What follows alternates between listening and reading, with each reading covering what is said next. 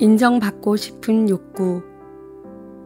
바울은 우리의 인정받고 싶은 욕구에 대한 많은 이야기를 했다. 그는 의로우신 재판장의 인정을 받고자 하는 자신의 갈망을 부끄러움 없이 시인했다. 분명히 그는 하나님의 잘했다는 말씀을 들으려고 애를 썼다. 그러나 나는 고린도 교인들을 향한 그의 말에 깊은 감명을 받았다. 바울은 고린도 교인들에게 그들의 인정이나 스스로의 인정조차 자신에게는 중요하지 않다고 말했다. 하나님의 인정만이 가치가 있었다. 이런 기준에 비추어 나 자신을 바라보면 마음이 불안해진다. 18살이 될 때까지 사역 외에 다른 직업에 대해 생각해 본 기억조차 없다. 인정을 향한 잘못된 욕구가 그 원인이었던 것 같다. 어머니는 어린 나에게 복음을 선포하는 것보다 더 고귀한 소명은 없단다 하고 말씀하시곤 했다. 그리고 물론 네가 그 일을 하도록 강요하는 것은 아니란다. 하나님이 너를 그 일로 부르시지 않았다면 엄마는 네가 복음 선포자로 사는 걸 절대 바라지 않아 하고 덧붙이시곤 했다.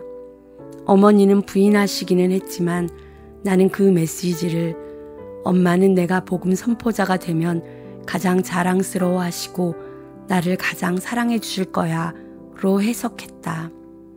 게다가 나는 꼬박꼬박 유아 시절에 대한 이야기를 들었다. 예를 들어 할머니와 어머니가 갓 태어난 몸에 손을 얹고 내가 설교 사역을 하게 되기를 바라셨다는 이야기 같은 것이다. 또 2살 때는 우리 집 위에서 비행기 2대가 충돌해 자네가 소나기처럼 뒷마당으로 떨어졌을 때 내가 죽을 뻔했지만 죽지 않았다는 이야기도 있다. 3번째 이야기는 3살 때 거의 익사할 뻔했지만 마지막 순간에 누군가 내 머리를 잡고 물 밖으로 끌어내었다는 것이다. 가끔 듣는 이런 이야기들이 나의 의식에 강력한 영향을 미쳤다.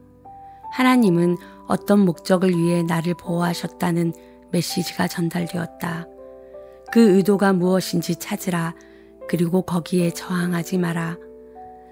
나는 하나님의 특별한 부르심이라는 개념을 소중히 여기고 싶다. 그러나 아마도 당신은 이런 경험들로 인해 어떻게 상황이 꼬일 수 있는지 알 것이다. 하나님께 순종하는 것과 부모님을 기쁘게 하려는 것은 전혀 별개의 문제다. 어린 시절에 이런 동기들이 영혼에 뒤섞일 수 있다. 그러면 그 동기들은 소명의식 속으로 들어가서 그 둘을 분리하기가 아주 어려워진다.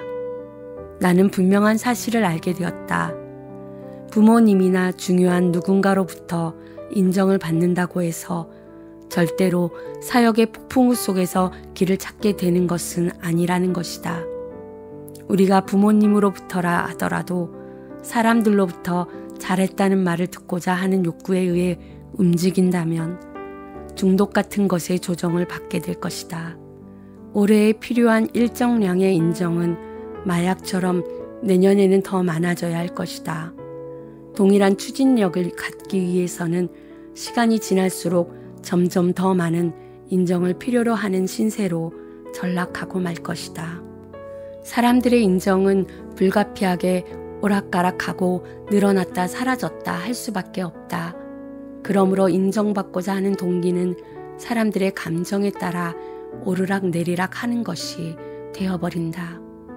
사람들이 영적 리더십에서 물러나는 첫 번째 이유 중 하나가 이것이다. 더 이상 누구도 박수를 치지 않는다는 것이다. 시몬과 그의 악한 동기들과는 반대되는 것을 원하는가? 세례 요한이 그 답이다. 그는 이전에 자신을 칭송하던 무리가 자신을 버리고 예수님을 따르는 것을 보았다. 그는 어떻게 반응했을까? 나는 쇠하여야 하리라. 인정받고자 하는 욕구로부터 자유로운 사람만이 그렇게 말할 수 있다.